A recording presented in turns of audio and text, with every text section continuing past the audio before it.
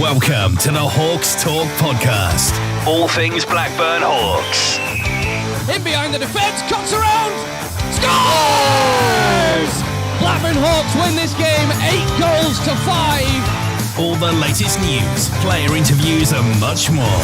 Shoots, scores! Hawks Talk. It is time for another episode of the Hawks Talk podcast. How are you? I hope you're all doing well. I'm Graham Hamilton, your host, as we talk about all things Blackburn Hawks.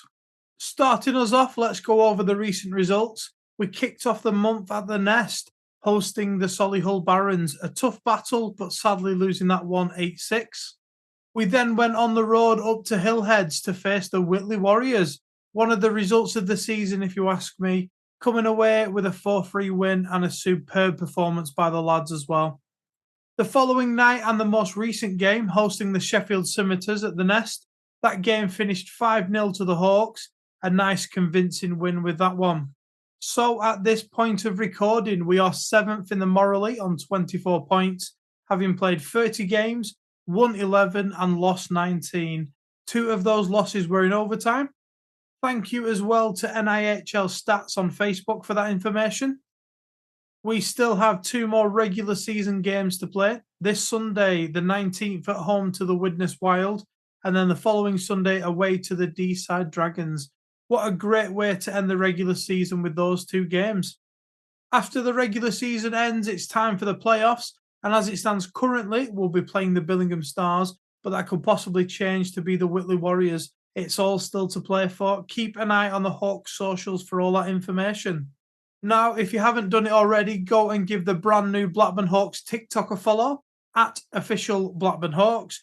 We're also on Instagram and Twitter as well at Blackburn Hawks. You can also catch all the highlights for the home games for the Hawks on our YouTube channel. They're available right now for free. Just search Hawks TV and make sure you subscribe.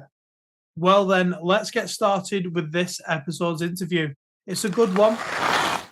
Hawks Talk. On the 12th episode of the Hawks Talk podcast, we are joined by 2 Hawks forwards. First of all, Devids Jurinenoks. How are you, DJ? I'm doing pretty good. How are you? Yeah, I'm good, thank you. And also here with us is Marcus Thacker. Thax, how are you? I'm doing good, thank you. Good stuff. So to kick things off, as always, we'll talk about the most recent games. First up, a 5-0 win over the Sheffield Scimitars on Sunday. How did you find that game, DJ? I think lads did pretty good. Everybody played 60 minutes like we're supposed to play every single game. And we just found back of the net every time we went in. And our defense zone was great, I would say. And our goalie got a shout out. So, Keddy. Shout out to Keddy. So I think lads did pretty good. How was that game for you, Thax? Yeah, pretty much the same as Devids. I mean, I think we played a pretty good game all around. Every time, they came into our zone, there wasn't really any signs of panic. We were pretty controlled the entire game.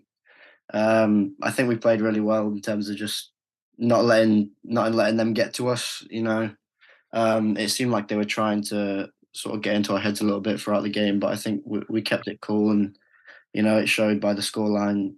First shot of the season sort of says everything. So, and then again on the forward, I don't think that was a 5-0 game really. I think it could have been upwards of 8, 9, 10. We had a lot of chances on the forward end.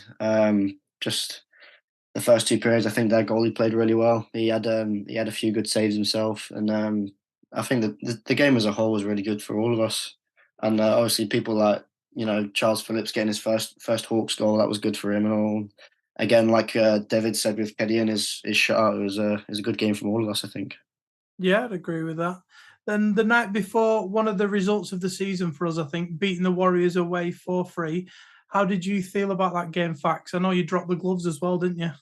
Yeah, I think it was a good game. I mean, we've sort of showed all season that we can sort of clash heads with Whitley. I think they've been the one game all year where nobody really knows which way it's going to go.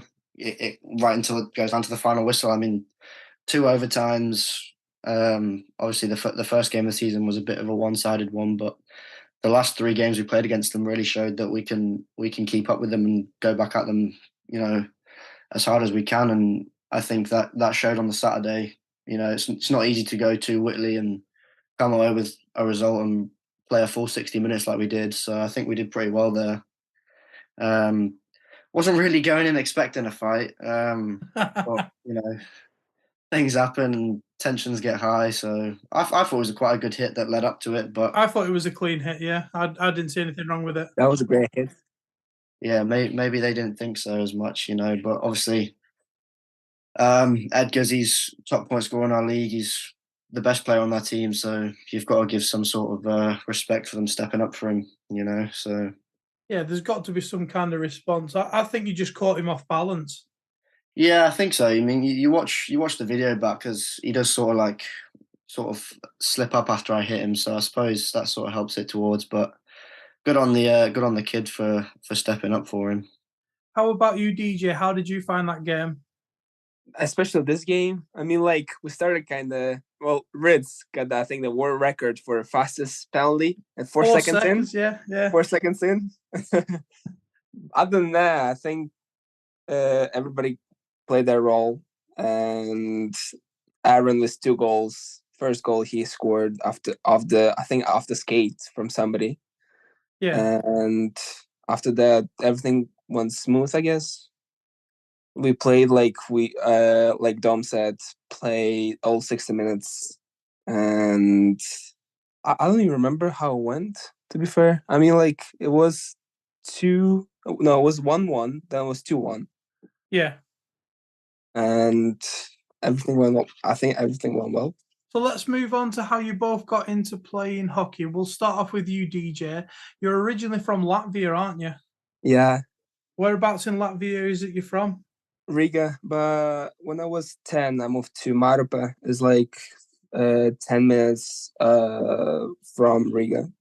Ah, okay. I was saying off air before, I've been to Riga twice. I love it. Love the city. Yeah, it's beautiful over there. I wasn't there for 5 years already. Kind of miss it. Oh, is it 5 years? Yeah, I kind of miss it, yeah. I tried a drink there. You might be able to tell me about it. Black Bolson. Yeah. To be fair, I have a story. Go on. When I went to United States and I brought some balsam to my American family, and they never drink like that before. And I think everybody who comes to Latvia, it's like something new for them. Yeah. And some people, it's kind of weird taste. It is good with champagne. Like when you put some in champagne, it is good for like a New Year's or Christmas. Oh, okay. And he didn't like it. He said, like, when you left, I drank it. I couldn't stood up from a toilet. So it was kind of... Because they do a normal one and a blackcurrant one, don't they? Yeah. Yeah, I got tricked by a guy in the bar I think it was called the Funny Fox Bar in Latvia, like a karaoke bar thing. And I said, like, what's like a local drink? And he just gave me this black shot and he said, drink this. And it like blew my head off. Like, wow. And then someone said you meant to drink it with like tea and things as well, I think. With tea as well, yeah. Champagne and tea, yeah. I'll have to try it with champagne. I've still got a bottle of it here, actually. Really? Yeah, I really like it. I mean, it's really strong, but yeah, I like it. Well, it depends on the person who likes who is not, so. Yeah. It is good, though. It is good. So how did you start playing over in Latvia? Well, my dad brought me in hockey when I was 3, and I skated for the year. And I liked it. Well, 3 years old, you need to understand, you probably don't know what's going on. Really. And when I turned, I think was 8, I switched clubs. Okay. And went it's called Pardagava, Prisma. I played there for around 6 years, 7 years. And after that, I went to United States. Okay. And I played in the United States for around 4 years. Like Colorado, in Chicago, in Boston. And I mean, like, when you start playing hockey, from a young age, you're probably thinking like, I want to play NHL. You want to play there and there and there, but like some routes are different compared to other players. Yeah. So, but fell in love with sport. I don't know what I would do without hockey if I wasn't playing. So, How did you come to play over in the US? when I was 17, I had email from WSHL, Okay. from my Colorado Junior Eagles. And I spoke to my mom and dad, and then they said like, well, it's your dream to go United States to play. And I said, yeah, I really want to go. So I signed a contract, went over there, played for a season, then got traded half a season to go to Seattle Totems. And yeah, that was my first season in the United States as an import player. First, like when I went there, I couldn't even speak English. Like people would ask me questions. And I'll say like, they ask me like, what do you want for food? I would say yes. That's how bad it was. Even now, sometimes like when people ask me like stories from the United States, it is quite emotional when you speak about it, like memories and stuff like that. And then you played in Poland briefly before coming to the Hawks. How come you ended up playing here in Blackburn? It's quite funny story. It's like so I skipped a year, and I went to one of the whole practices with the rec teams, and I found Dom over there, and we ended up playing in the summer tournament in a rec team. I think he kind of talked about it in the previous podcast. And that was you, the rec. Yeah, it was me. Yeah. I didn't know. I had no idea. Yeah, and then he looked at me and said like, well, I'm looking for a team to play in, and he said like, well, we can speak something about it. And I ended up at Blackburn. Yeah. Nice. I had no idea that was you. I remember speaking to Dom about that. Yeah. Now, Fax, you started off your junior. Was it at Grimsby and then on to Hull? No, I started my junior at Hull actually. I started hockey quite late, to be fair, compared to quite other people. I started at 10, because we went to Canada, me and my family, to just for like a little holiday at Christmas, and I saw the World Junior Championships on the TV at the time, and I thought, that's a pretty cool thing to see. I'd quite like to try that. So we came home. I did a few like skating lessons for probably about 6 months, and then the whole Stingrays, they did like a hockey camp in the off season, and my dad was like, "Well, that seems to be like the best way to properly get into it." So, I did the classic thing of buying all the gear off eBay, thinking I wouldn't do it for very long. Went to the Stingrays camp. The coach for the junior team said, "We have a club, you can come and play for it." Played for them for about a year or two, but a bunch of the guys that I knew on the whole team started going towards Grimsby because just for a change of scenery. And I said to my parents, my friends have gone there. Is it worth going there and seeing what it's like? So I went and played there for 2 or 3 years. Saw the beauty that is Grimsby and the rink and the tractor, and got all the chats from all the kids. Your Zamboni's a tractor, all this sort of rubbish. And it was always quite a cool little thing to us. Yeah. Everywhere in England you go, you get a Zamboni, but you come to Grimsby and you get a tractor. Like everyone thought they were having a go at us, but we didn't really care. It was quite a cool little thing for us. That's cool. But then, unfortunately, the Grimsby Town Council decided they weren't going to fund the rink anymore, and obviously, so it shut down. The club shut down, and I went back to Hull. I played in Hull for probably about 2 or 3 more years, right up until I was 16, to the end of my my high school, and then my mum got a text message from the ex Stingrays coach, Sylvain Cloutier. Because he'd moved back out to Canada by then, asking if I wanted to go play for his junior team over in Canada. It was sort of like a no-brainer for me. Like, you're not exactly going to say no to going to play in Canada, are you? Like, No, definitely not. So I went over there with every intention of it just being like a one-off thing, just sort of like go over there, have some fun, come back and do college a year later and sort of just get on with my life. But then went over there, probably had one of the greatest years of my life. Not just hockey, just like the lifestyle and everything. I was just living such a good lifestyle. I couldn't get enough of it.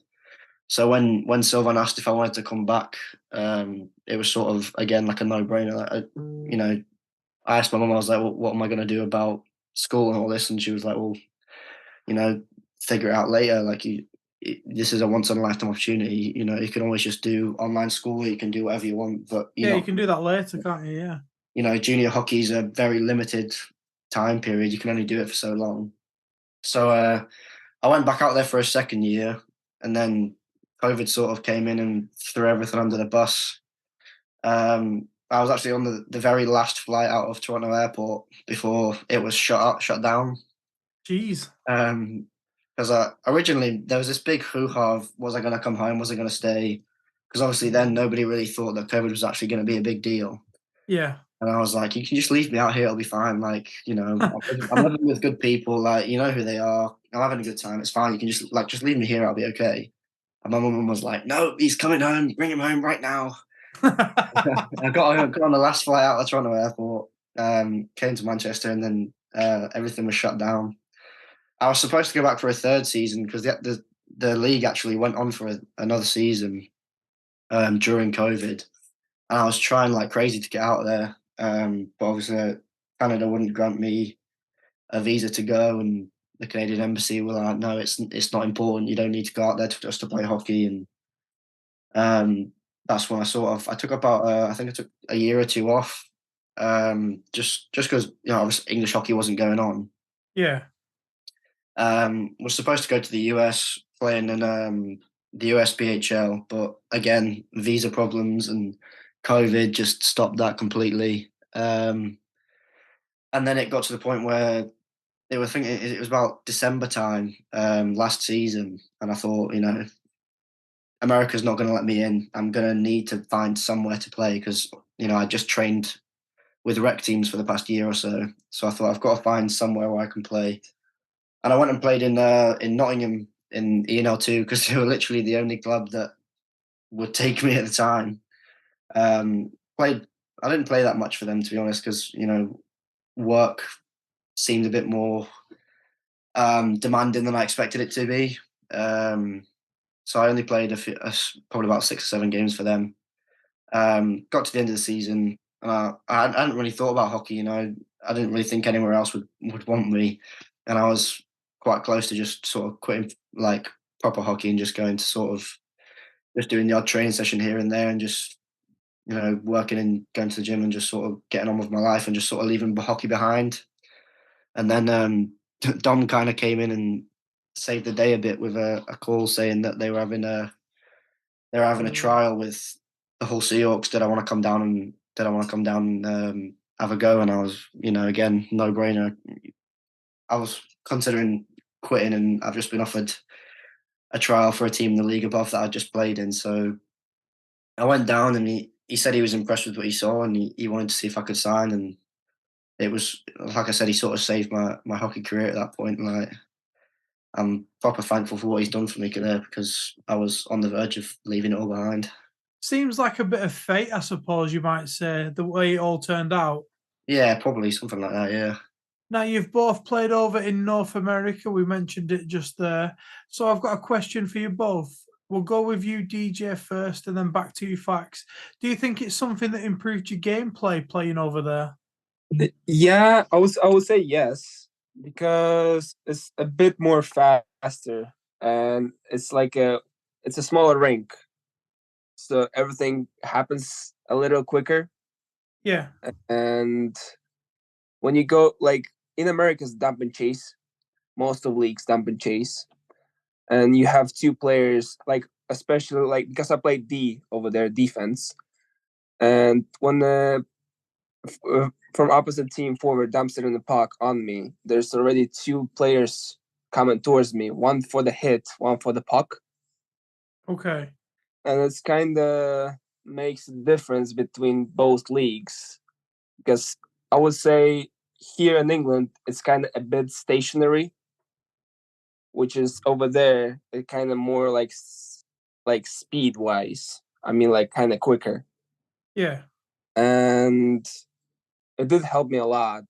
It put me to a different level what I used to play. It took me, I'll say, like a half a year to get used to it, to the level what they play over there. Yeah, like adjusting to it. Yeah. And because I was younger and everybody was like a year or two older than me, and yeah, I think it changed quite a bit of my ability of playing ice hockey. So Would you say the same facts? Would you say improved your game? 100%, yeah. I remember saying to Devids in one of the first few car rides when we drive across to Blackburn, obviously having that bonding moment about the fact we both played in North America. We both said that you can almost tell immediately the difference between a player that's played in America and a player that hasn't.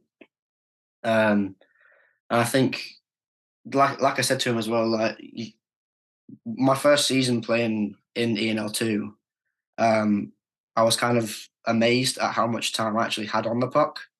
In Canada, you look up and the second you get the puck, you've already got someone on you, or you dump the puck on, or there's two guys that are trying to get it as well.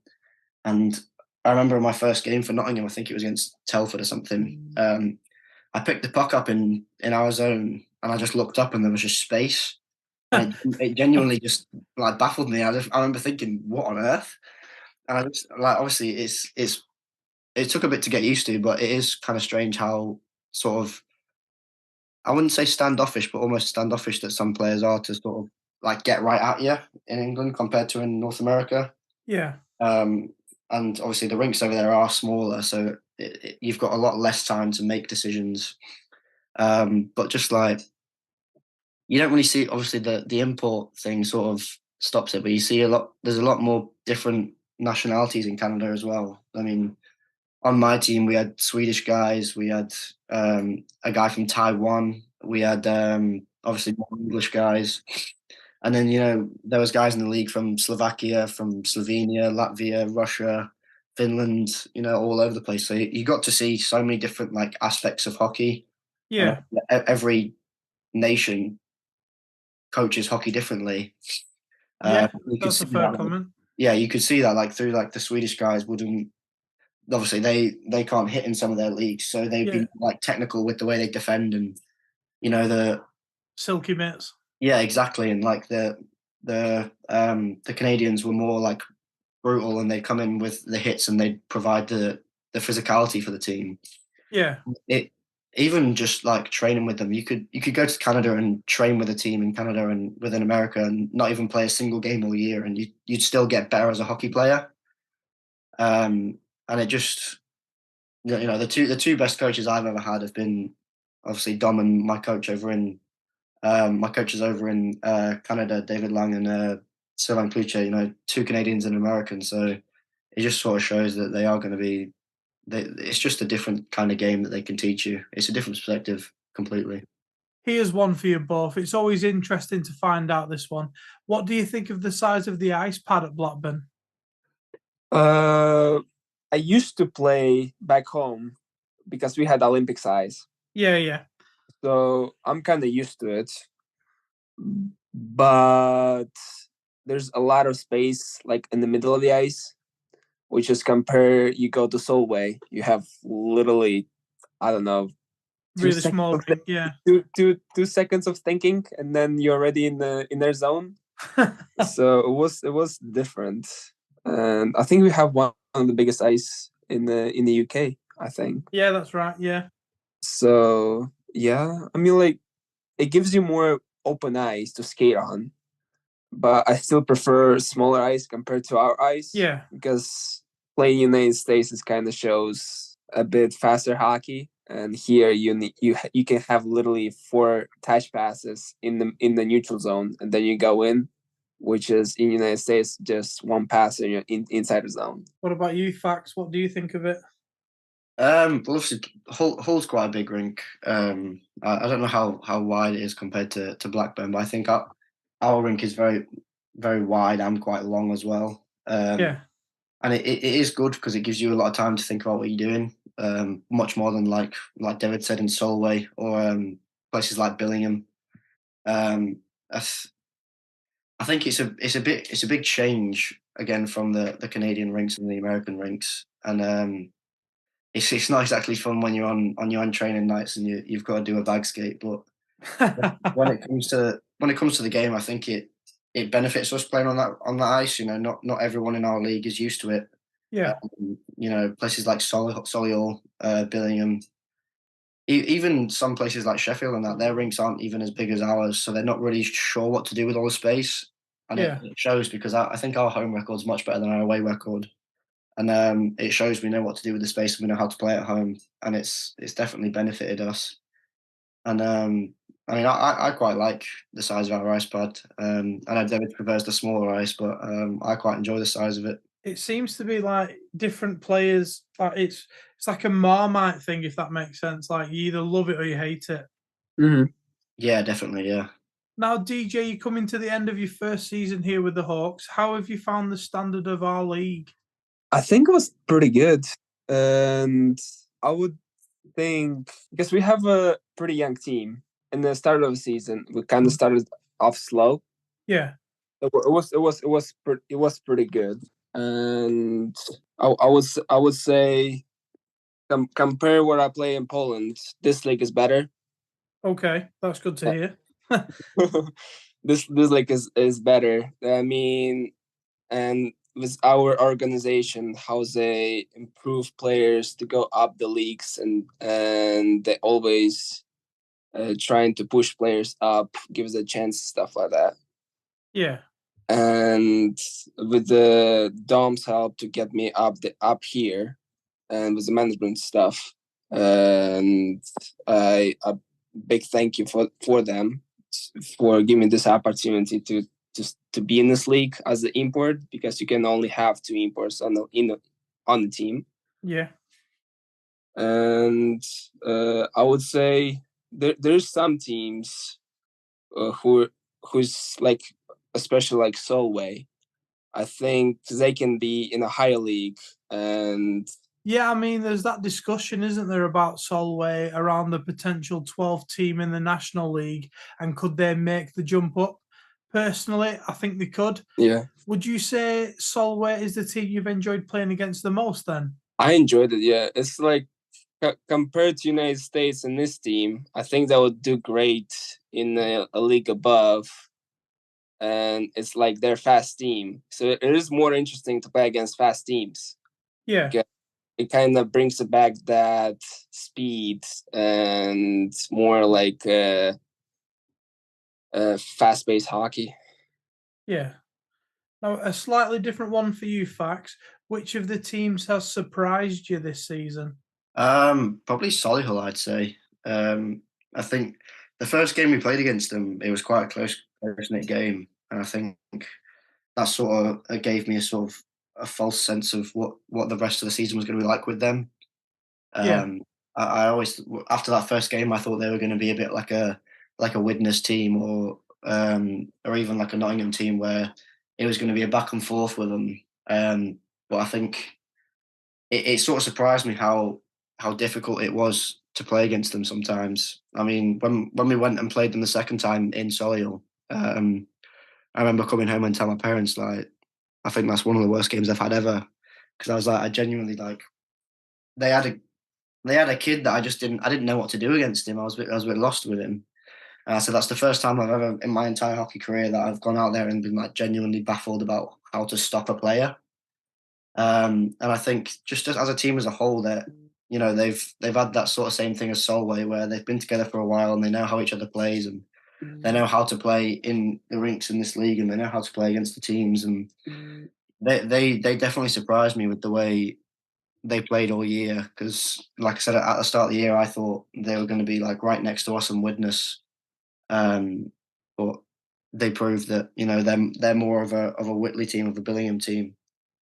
And saying that, Billingham as well. Billingham surprised me. just at how much more dominant than I expected them to be. I thought they were going to be a mid-table team, but they've come out and sort of, especially the way they played this weekend against Solway in that cup final. You can't exactly say to everyone else that you've managed to hold Solway to two draws. So I think they've really surprised me because they've got a really young team as well, and they've managed to sort of bring it all together and get a team that can really compete in quite a short amount of time. If you think about it, most teams have a 3 or 4 year plan in bringing their players up to scratch, but they've somehow managed to do it in the past sort of year or two. And I think both Solihull and Billingham, have been really, really surprising for me. Yeah, I think Solihull are very similar to Solway in the respect that they're very system based and they know where they need to be and they know the systems. Yeah. In the recent game against the Barons, they just seem to have a system or a breakout play that split RD every time. Yeah, definitely. It seemed to be a breakout pass that just split RD. Yeah, them Solway and Whitley always seem to have a system. Luckily, we managed to shut Whitley's system down, but definitely Solihull's system seemed to get behind us a few times. But hopefully next year we'll have it figured out a bit better. How have you found working with Dom, Fax? Really good, to be fair. I mean, the amount of feedback I get from him, after games, if it's in the change room or if, text messages, the way he sends in clips of the games, and ever since we've got the TV in the room, the way he demonstrates, even during games, we'll come in after a period and he'll get his iPad out and he'll connect to the TV and he'll show us what we did right or what we did wrong or what we need to work on. And I don't think you'll get that in many places, even in England, never mind in this league. And you can see that compared to other coaches, he really cares for development. Some coaches just go out, we just want to win. But he definitely has that development factor to his resume, I think, because he coaches you even when you're on the bench. I'll come off after a shift and I will have been in the wrong place, or I would have gone after the wrong person, or I didn't make the right pass, and he'll say, he sits you down and he says, you were here, you should have been here, just take a look behind or do this, do that. And he's really informative with the way he coaches you, and it's really easy to understand what he's saying as well. And especially on training, you can see that he's got the expertise because of the drills he does. Like, some of the drills they're so complicated but simple at the same time, and they're really easy to follow, and you can see how it would apply in a game situation. It's not just, you're not just doing a drill for the sake of doing a drill. You're doing a drill with the hope that it'll translate through to the game. And it has so far this year. I mean, there's been multiple times where we've done a drill and it's worked in training, and then all of a sudden you're playing a game on a weekend and we've scored a goal and we're all sitting on the bench thinking, well, we did that on training, and it's translating through our game. And I think he's definitely one of the best coaches I've had the pleasure of playing under. So I'm guessing it was easy to buy into his systems then? Definitely, yeah, definitely. After about the first month, I think everyone sort of had it down how we were going to play all year, and how the year was going to go with his coaching. And he was definitely one of the easier coaches to. He's one of the easier coaches to go to as well with a problem. If you're not really sure what you should be doing, or you're not really sure if you're in the right place, he won't talk down to you and he won't belittle you or anything. He sits you down. He helps you out, and he is one of the best coaches I've had. Was it easy for you as well, DJ, then, to buy into his system? Yeah, it was quite similar to when I played in the United States, because Don been in that system. Yeah. And he knows how to coach players and stuff like that. When we do something wrong, he stops the drill. He explains to us what we did wrong, what we need to work on. And he does a great job, to be fair, like really, really good. Explain to, like, especially younger kids what they need to do better in the game, it's going to help to move up a league or move up to the levels that need to be. So even like those kind of drills, what we do in practice, it transfers straight away to the game. And you can see those last two games we play against Whitley and Sheffield. Sheffield. it showed how we can actually play. Good stuff. Now, there's one question I ask all of our guests, just because I'm nosy and I can do. We'll start off with you, Fax. Which NHL team do you follow? Pittsburgh Penguins. What a lad. Right, you're a winner. That's it. Pittsburgh Penguins every day of the week. Yeah. What a guy. NHL, the NHL games like 2K9 and 2K10 are the reason for that. Nice. They were the first team that came up when I first loaded up NHL, so they were the team to choose for. And when I was about 13, I had a huge, like, I want to say like the height of my wall in my bedroom was a Sidney Crosby mural. It's okay to say you've got a crush on him. It's fine. I do. It's Yeah, I know. absolutely fine. Definitely. It's 2023. What about you, DJ? Who do you follow? I would say Colorado Avalanche. With playing over there. Yeah. Okay. Good team. I mean, like, I played them my first year, and I went for a couple of games there, and yeah, just that's my favorite team. Nice. I've got to say though, Fax wins that one with being a Pittsburgh fan, so he's won that one 1-0. So for the next part, we're going to ask you guys some questions that have been submitted in by Hawks fans. First up is one from Sophie Thomas, and it's one for you both. Fax, you can start off on this one. Do you prefer playing home or away? Home, definitely. I love home games so much. This is the first year I've played in front of fans. Fans that aren't just players' parents and stuff. So 100% home. You can feel the energy in the building when everyone's there, and when you've got a full crowd, and the sound that from the bench that you hear when someone's skating down on net, or you got a breakaway, or it's a 2-on-1. You can definitely feel the energy from the crowd, and it's been quite a strange thing for me, getting off the ice and fans asking for signatures, or going around and giving all the kids on the glass high fives. But definitely home. It's just something completely different playing with fans in the building. Is that the same for you, DJ, then? Yeah, 100%. The atmosphere was great this season. Everybody was so welcoming for us to go on the ice, chanting for us. Those horns, at the first, those horns I was kind of like flinching from it. Now I love it. So, yeah, it's great. Yeah, it's an intimidating place for the opposition to come, definitely. Yeah. And the ref, apparently. No comment. Next up, one for DJ. This is from Mr. G. Lomax. You might be familiar with him.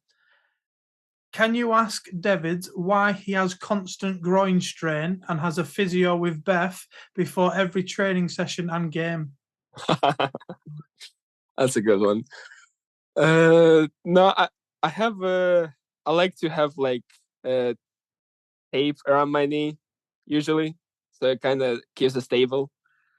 And of course, have a chat with Beth. So yeah, this one was sent in with no name. Another one for both of you as well. What has been your favorite thing about playing in Blackburn? Go on, DJ. You can go first. As I said, atmosphere and the fans always been really, really good. Every single game we had so much chanting for us, and coaching staff, Dom, everybody was really, really good. Management stuff, Carl, Graham. Yeah, everybody helped us around, and Anthony did a great job putting shorts and steaks for us and whatever we need during the game. It was great. What about you, Fax? Would you agree with that? Yeah, I'd agree with that. Obviously, the fans is a big part of it, but I think the team as a whole, really, all the guys behind the scenes, everyone that works for the club, they make it so easy just to be a player, and you don't have to worry about anything off the ice. They've got it all covered for you. All the people that help out when on the special jersey nights, and all the people that help out to put the game together, like Aiden on the music, and the pre-game show he puts on for us to skate onto the ice too. I think that's been quite cool. When the lights go down and we all skate out onto the ice with the smoke. I think that's quite a cool touch to start a game. I don't think you really see that from any other team in the league. And honestly, might be a bit of a weird one, but I quite enjoy the drive over to Blackburn. That drive over the top as you come over. I don't know. Is it the Lancashire Moors or something? I'm not really sure what it is. Oh, do you come on the M62? Yeah, the 62, then down the M60, and then Yeah. it's through the countryside. I know that. Yeah. But that's quite a nice road to drive down. It's nice views, and Blackburn's got a lot of nice like hills and stuff all around it, so it's quite nice just to drive into Blackburn as well. Find it calming then before a game, would you say? Oh yeah, definitely gets me in the zone. That's good. Up next is one from Kate Jackson. This is a good one. She asks, with the end of the season fast approaching, we are starting to look ahead to the playoffs, and as it stands, we'd face the Billingham Stars. We haven't done well against them in recent years, and they recently pushed Solway all the way in the cup. So are the players already starting to think about those games? And if yes, what will the approach be going into them? Do you want to tackle that one, Thax? Yeah, definitely already thinking about them. I mean, we started thinking about them about 2-3 weeks ago.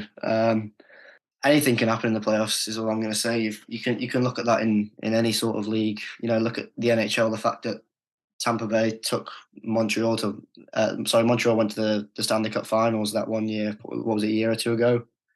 That team was never meant to get to the finals, but they made it that way.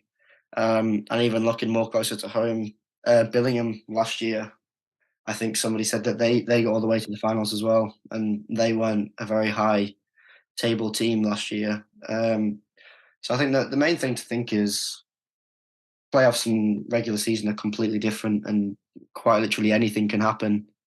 So everyone's going to put 100% into the games, and we want to show that just because they beat us all season doesn't mean they're going to beat us at the end of the season. And I think, I'm optimistic for them. I'm quite confident we'll do better than we have. So yeah. What about you, DJ? I think Thacker said that everything. We just gotta do the system work. We just gotta shut them down at what they do best with the breakouts and stuff like that. And what happened in the season cannot happen in the playoffs. So like we gotta show them what we can actually do and just play 60 minutes to the end. Now, another one, this is the final one. It's for both of you. It's from Leighton. He wants to know, what advice would you give someone who's interested in learning to play? Do you want to go first, DJ?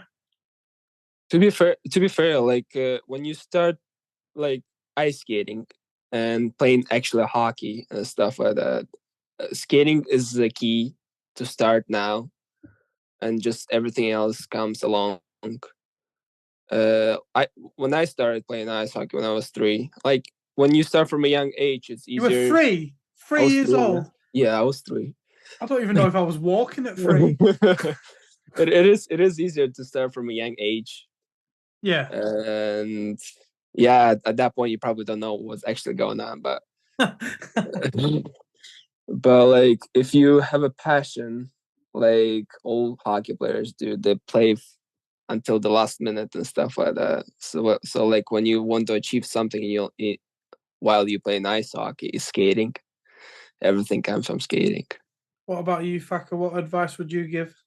Yeah, off the back of what Devids said, skating is the most important thing you could possibly do. So I didn't even start playing hockey until I skated for a good 2 or 3 months. So I'd probably say that your best bet is literally just going down to a public session and just skating, doing shuttle runs with your skates on, and doing your edges and working on your crossovers and things like that, and making sure your skating's down before you even think about hockey, because like you said, once you've got the skating down, the hockey bit becomes a hell of a lot easier. Yeah. And as well, if you're at home, if you're with a stick and even something like a golf ball or a little you can get those pucks that they work on the road. I forget what they're called. The green biscuits, yeah. Yeah. If you get one of them, your stick handling stuff's going to come I think if you do each thing separate, when you come together, everything will be a whole lot easier. And again, with what David said with the passion, if you really care for it, it'll seem a hell of a lot easier than if it's sort of a second thought.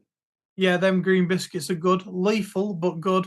I've taken out many a fence panel in my back garden with one of those. Oh yeah, I managed to demolish a lovely antique lantern in my mum's garden when I was younger with one of them. I bet that went down well. It went down brilliantly, yeah. Just happened to be while she was cooking dinner in the kitchen, a whole 5 steps away, and I was greeted with a very loud screech and immediately told to go to my room. So yeah. Just going back to what you said there about the skating, I suppose it's a bit of a cliche, but it's true. If you master the skating, you can literally skate rings around people. Yeah, it does. I mean, like even with the golf ball, it's like easier to start with the golf ball, so you have like a feeling of the golf ball, and then it transfers on the ice with the stick handling and stuff like that. Brilliant. Now, thank you to all the Hawks fans who submitted some questions. Now, the last ones for you boys.